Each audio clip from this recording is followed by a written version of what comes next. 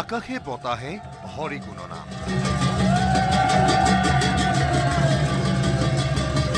কৃষ্ণ কৃষ্ণ ধ্বনিৰে মুখৰিত চৌপাশ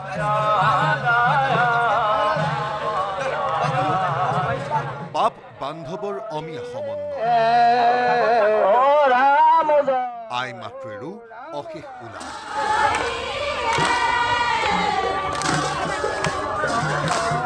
দৃশ্য এয়া তিনিদিনীয়াকৈ আয়োজন কৰা শ্ৰীমন্ত শংকৰদেৱ সংঘৰ দৰং জিলা শাখাৰ 55 সংখ্যক অধিৱেশন 31 জানুৱাৰীৰ পৰা আৰম্ভ হোৱা কাৰ্যসূচীৰ অন্ত পৰিল 2 ফেব্ৰুৱাৰীত নিজম পৰিল ভকতৰে ভৰা নীলকান্ত বৰা সমন্বয় ক্ষেত্ৰ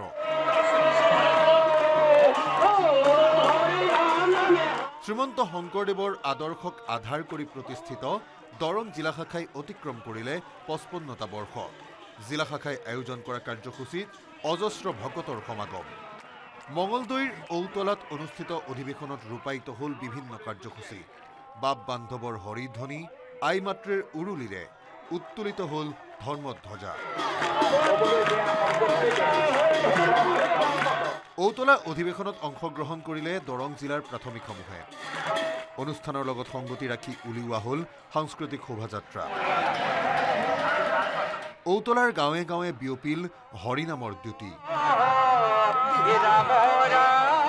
গৰুৰ বাহনত নিয়া হ'ল নামঘৰৰ আৰ্হি শোভাযাত্ৰাত প্ৰদৰ্শিত হ'ল শাস্ত্ৰ উল্লিখিত কাহিনী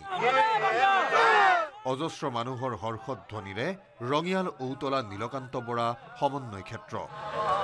বিহাল আয়োজনক সাকাৰ ৰূপ দিলে আয়োজক শাখাই বাপ বান্ধৱ আই মাতৃৰে ভৰপূৰ হৈ থকা অধিৱেশনস্থলীত অনুষ্ঠান সামৰি আবেগিক উদ্যোক্তা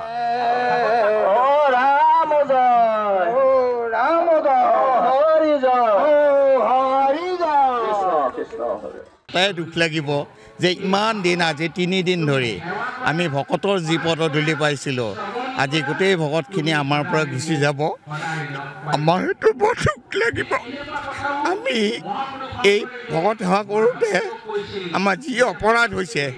গোটেই ভকতৰ শ্ৰীচৰণত ধৰি আমি সেৱা জনাইছোঁ আমাক যাতে কৃপা কৰক এইখিনি আমাৰ ক'ব লাগে কৃষ্ণ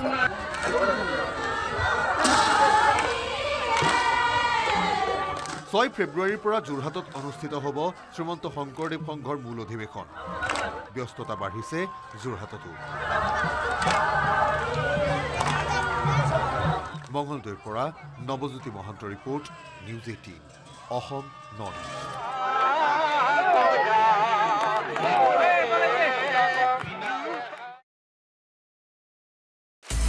আপুনি বিচৰা বাতৰি পাব কেৱল নিউজ 18 এপত নিউজ 18 এপ ডাউনলোড কৰিবলৈ স্ক্যান কৰক এই QR কোড গুগল প্লে ষ্টৰতো পাব এই নিউজ 18 এপ